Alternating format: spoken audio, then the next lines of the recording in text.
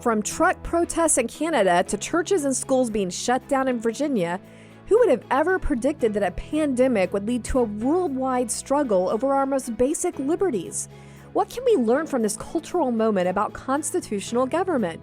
Welcome to Speak Up Virginia, equipping you to speak up on the life, family, and freedom issues that matter most to you. From the Family Foundation, I'm your host, Candy Cushman, and I'm joined today by our president, Victoria Cobb.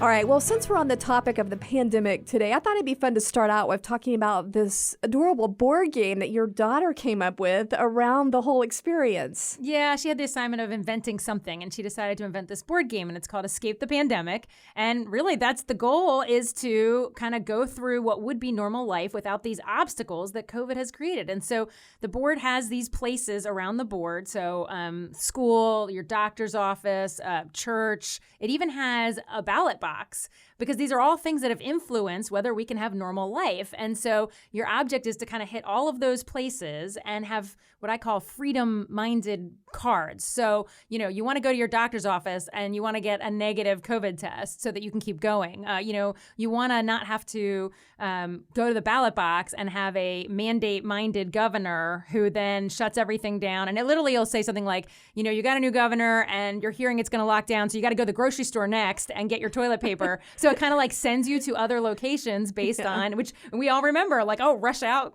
stand in line for forever. But the goal, the center of the board, is normal life. And that's the goal. You're trying to get to and it's this beautiful big sunshine. Aww. It's trying to say, like, this is happy life. If we could just get back to that.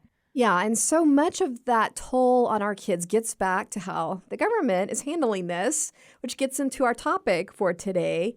We're going to talk about constitutional government and what's been revealed about that with this whole worldwide experience with the pandemic. And I think it's very interesting. But just to start out this conversation, I want to point out that a key principle that we have at the Family Foundation is protecting constitutional government. And if you go to our website, familyfoundation.org, and click on the About section, you'll see several principles there having to do with life, marriage, and things like that. But you will also see constitutional government.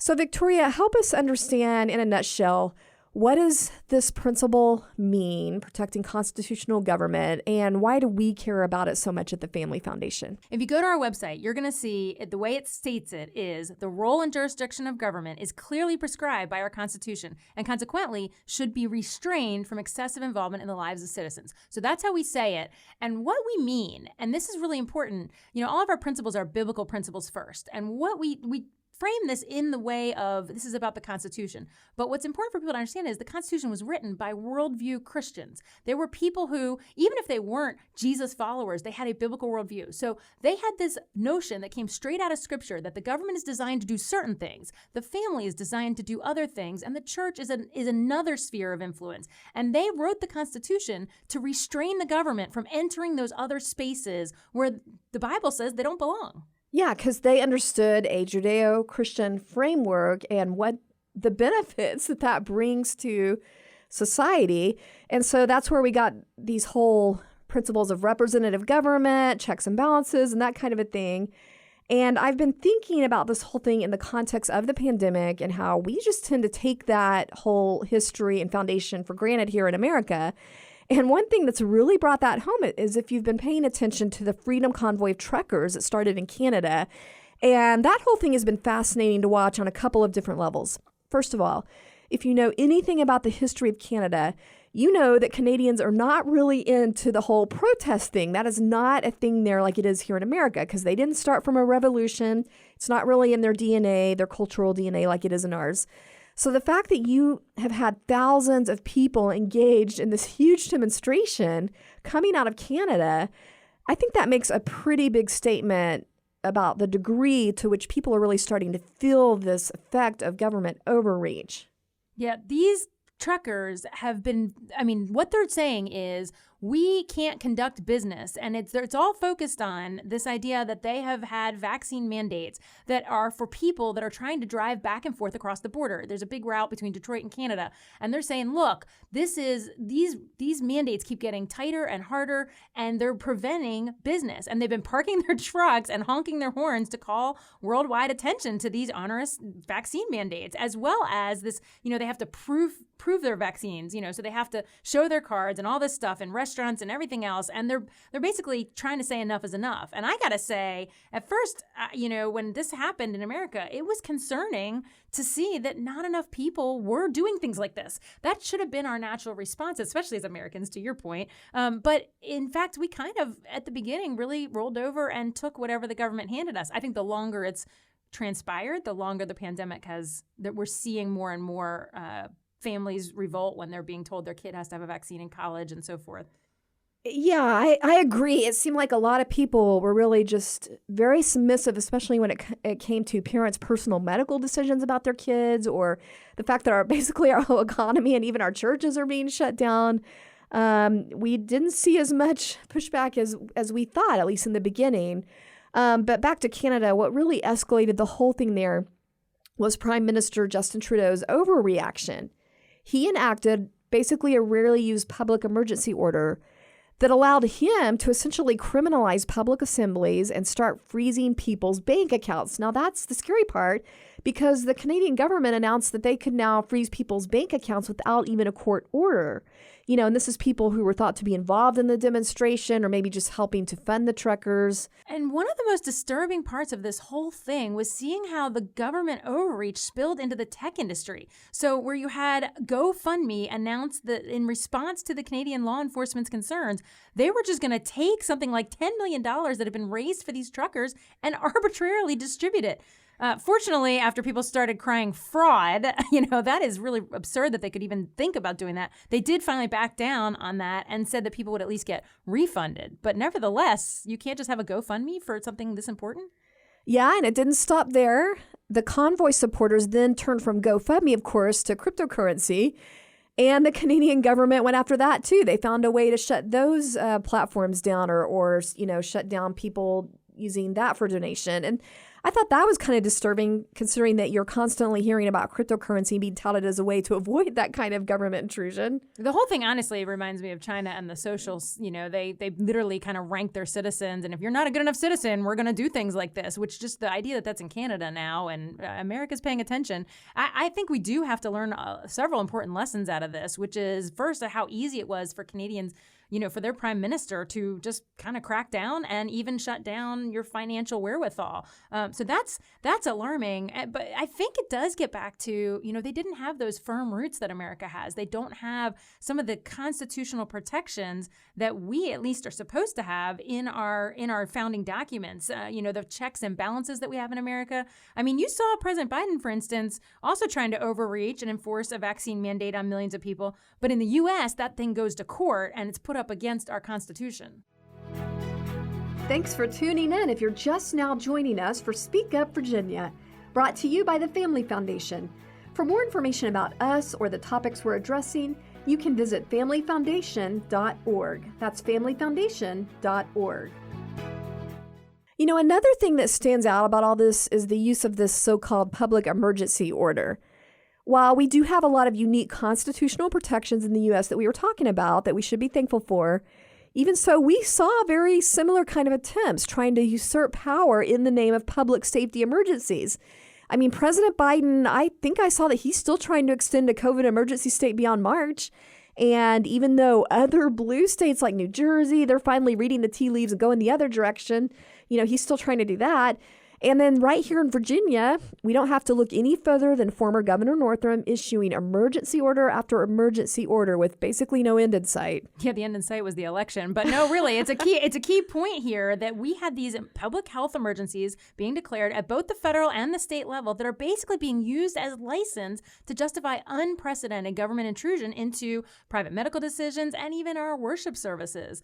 And I guess there's another one that's happened recently. You know, the city of Richmond saw what an effective tool it was, right? So they watched and they went, we should take advantage of this. And they actually declared a health emergency, but they did it that racism is a public health emergency. Now, I think we would all agree we have a major issue with racism, and yes, it should be addressed, but they actually declared it so that they could force more equity training and controversial policies out on everybody. Because if it's an emergency, you got to act. And so they're basically forcing everyone to live in this heightened state of alarm so you can do power grabs.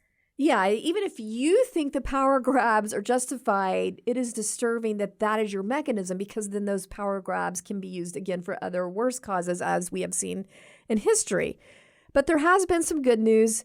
Canadians aren't the only ones taking a stand. Right here in Virginia, we've seen some bold pastors in their churches standing up to the worst of these intrusions. And again, that's where having a good court system, or at least, one that has that historical foundation of actually being a check, that actually respects historically constitutional law, that's coming into play.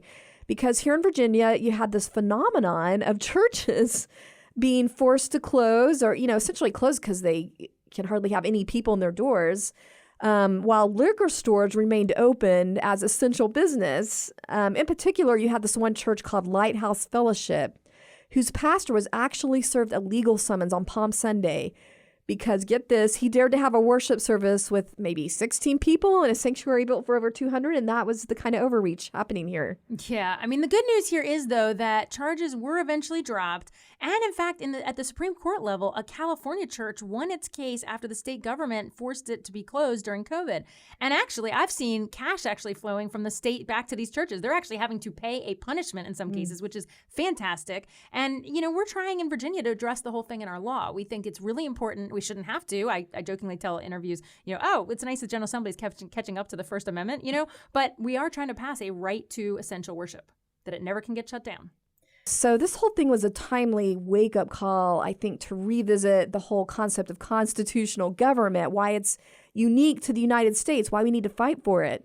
Yeah, I think people need to pay close attention in the middle of these kind of emergencies, that they really need to watch what is government trying to take advantage of, not just the topic at hand, but really pay attention to the size and scope of government in your own life. And what, in particular, I think we saw some of the scariest forms here, which is, stepping into our private medical decisions, even with our kids. And that's where I think people are starting to kind of go, wait a second, this is a major problem, but we need to have folks paying attention. Even, you even saw stories of teachers taping masks on students in classrooms. I mean, that level of absurdity has to be checked. I do think maybe we could be getting to a point where we're starting to see some balance come back, particularly with the new mask law in Virginia, and seeing places, like New York that are reducing some of their requirements. New York recently fired hundreds of employees, though, including educators, firefighters, even police. I mean, essential services. They actually did that because they wanted an opt-out on vaccines. So we're not all the way there yet. We have a long way to go.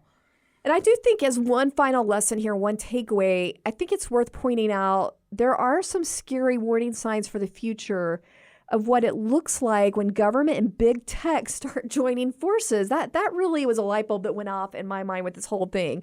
When you see major tech companies like Facebook and others that seem to be taking their cues from government press conferences, what Jen Psaki's saying, and then all of a sudden censorship follows on these platforms. So I think that's a huge warning flag. Yeah, I think people, we don't want to be afraid of technology. We want to use it effectively for, the gospel and every other good thing. But we do need to be aware that it is an open door for government to reach into our lives through our phones, banks, apps.